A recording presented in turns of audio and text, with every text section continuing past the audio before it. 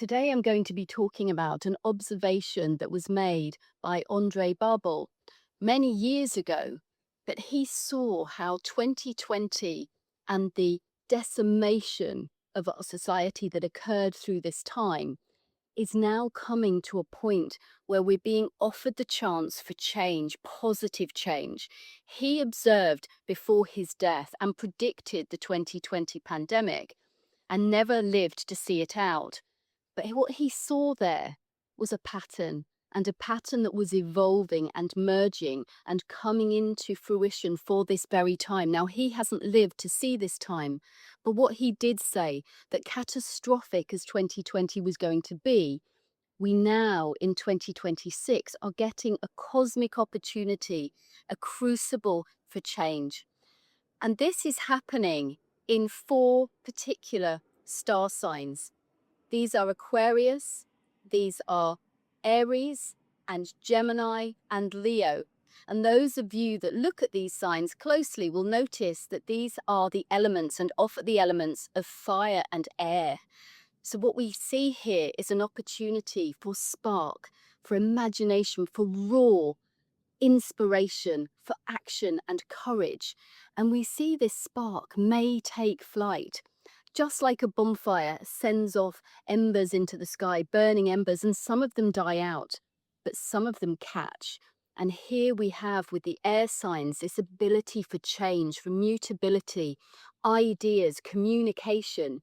So perhaps what we have here with this basket, what it's offering us, is the chance for the courage to take our ideas and let them whisper through the winds of change and bring about a whole new way of our society operating and thinking and understanding. All of these planets are taking place, all of this activity is taking place with these outer planets at 4 degrees in each of their signs. What are the chances of that? And so with the number 4, we bring in the idea of order and balance. In numerological terms, we think of stability and building foundations. So this kind of aspect of 4 degrees, with each of these outer planets sitting at 4 degrees, is very important, because with all this air and fire in the mix, creating lots of capacity for change, lots of inspiration, lots of quick thinking, we also are ushering this chance for stability and a chance to put in the effort and create something entirely new, but from very strong foundations. So now I'm going to talk about the individual planets, these slow moving planets that Barbault observed in the sky, and the effects that they're having by sitting in the zodiac houses that they're working with at the moment in their 4-degree aspects. So I'm going to start with Aquarius, and we have Pluto in Aquarius. Aquarius is represented in the tarot by the star sign. And we see here an intensity and a person that has nothing to hide. They are living with their own spark inside of them, shining their light, beating to the sound of their own drum. They've taken time out of the path. They don't follow any path. They are themselves. They have a light inside of them that they have recognized, and they allow that to shine. Where is this you at this time? And the star sign here is met, as I say at the moment, with Pluto. And Judgment is the card for Pluto, or one of the cards associated with Pluto. And what we see here in the Judgment call is a wake up, shake up call. There's a pure note hitting the sleepers, and they are awakening into action, into a higher calling. Now, Aquarius is about the higher mind, the higher aspect. And so where can we see Pluto with a real intensity, breaking through old patterns and freeing up stuck energy? Where can you in your life look at what has been dead for a long time? We see people rising as if from the grave. Pluto is like a great big composter, really saying out with the old, freeing up that energy and giving you the potential for something more. Use that energy, use that power, use that force to light up yourself from the inside out and carry that message out into humanity, is the combination of cards I see here. We're stripping away the surface layers, as we see very much here in the star card. What's not working for you? What have you been playing out that's just superficial? Pluto is saying, we don't have time for that anymore. We have to break this down and get to the core. Pluto is diving deep into the deep subconscious and stirring it up. You're going to be doing some shadow work, perhaps facing some of your fears, facing those parts of you, aspects of yourself that you may not be very happy with. It's time here to address those and to start to unveil the light within you. Face your shadows, integrate them, and from that you will find that you have far more power than you ever understood before. So this is the message I see when we see Pluto in Aquarius right now. And the next pairing that I would like to show you is Neptune in Aries. In Aries, we have our Emperor. In Tarot, Aries is represented by this masculine figure, a commanding presence. This is a card that's prompting you to think about leadership and being bold and active. He's not an active leader right here, but you get the impression he is incredibly powerful, coiled like a spring, ready to burst.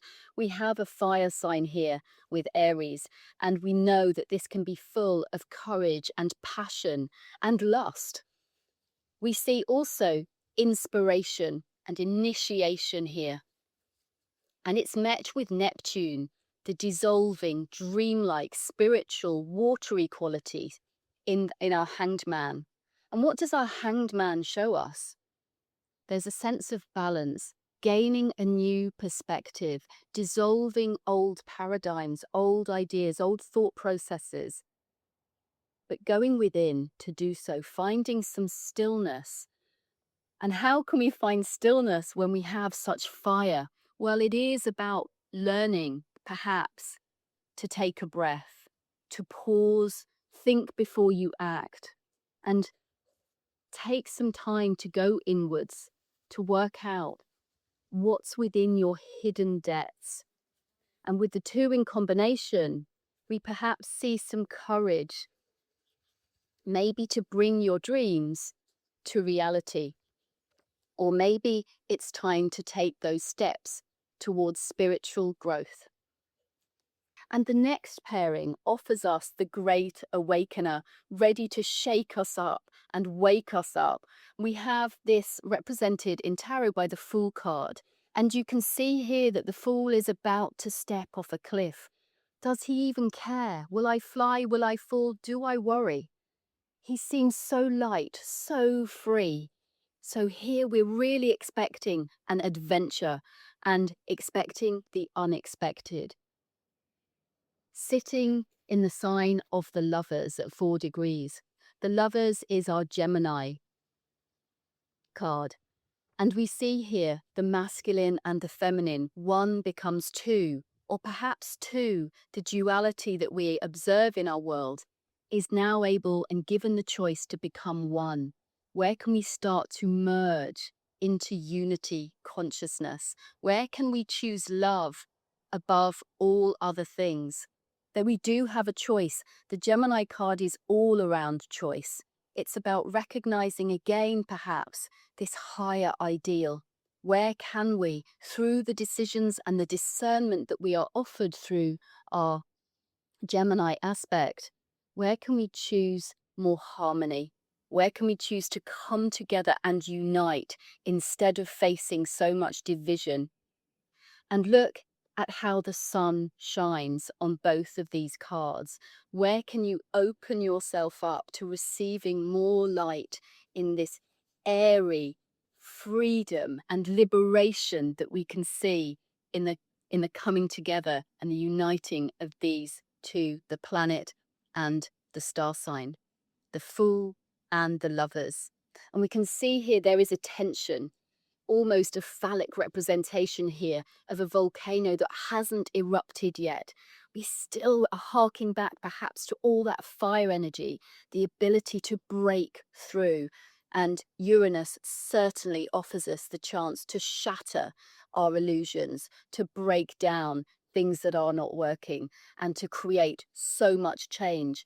But the Lovers, the Gemini air, has that capacity to move with change, not resist it. So, where can you find this in your life to embrace the change, to trust whatever comes forwards without fear? And the final pairing that I'm going to talk about today is Jupiter, the planet of expansion, of generosity, of again looking towards higher ideals, aiming for something higher. And this planet is sitting in that fire sign, the strength card representing Leo. So we see here the heart.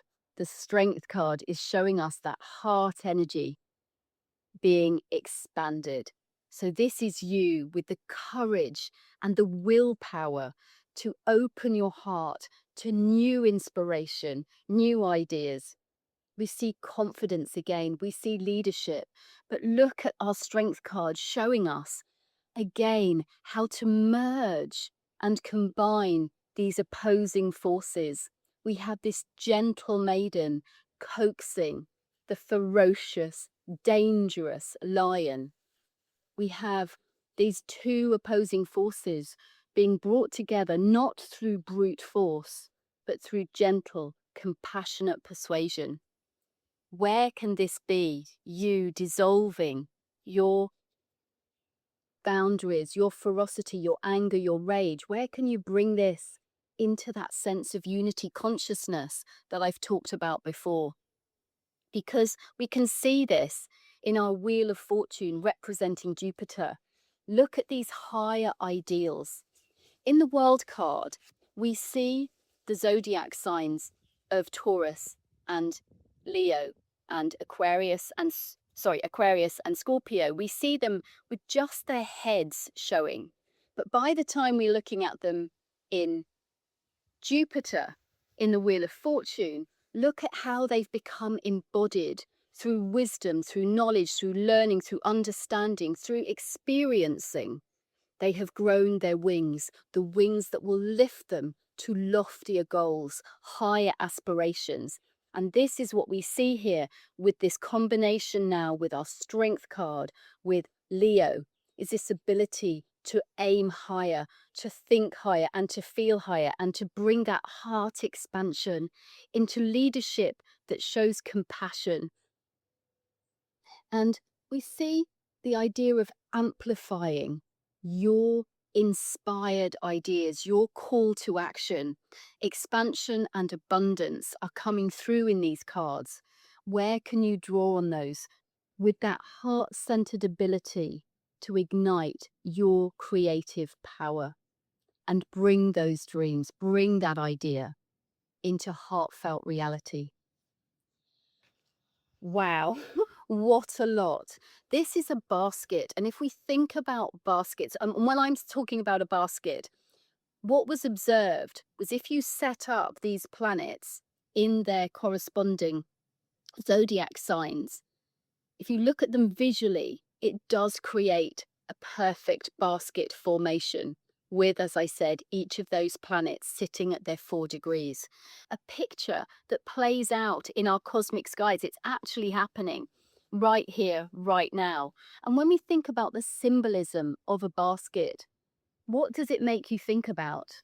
What is it for you? I am called to think about a container. This is offering you an opportunity. It's containing all the elements we need to move forward with our humanitarian shifting, changing tides and create a world that is more heartfelt, that brings in our greatest dreams, that breaks down our fears and moves that energy through into something that's going to serve not just ourselves, but the greater community, the world at large? Where can we dissolve the aspects of difference, of change, of separation? Where can we allow that to come together in unity? Where can we also see with the basket the gifts that it offers us? And what gifts are those? Or perhaps they're the gifts of that change within yourself, the breaking down of old fears, old paradigms, old thought patterns, those surface level pretensions and illusions that can be stripped away to reveal your raw beauty, your raw power, your compassion, your humanity, your individuality, your spark, your creativity.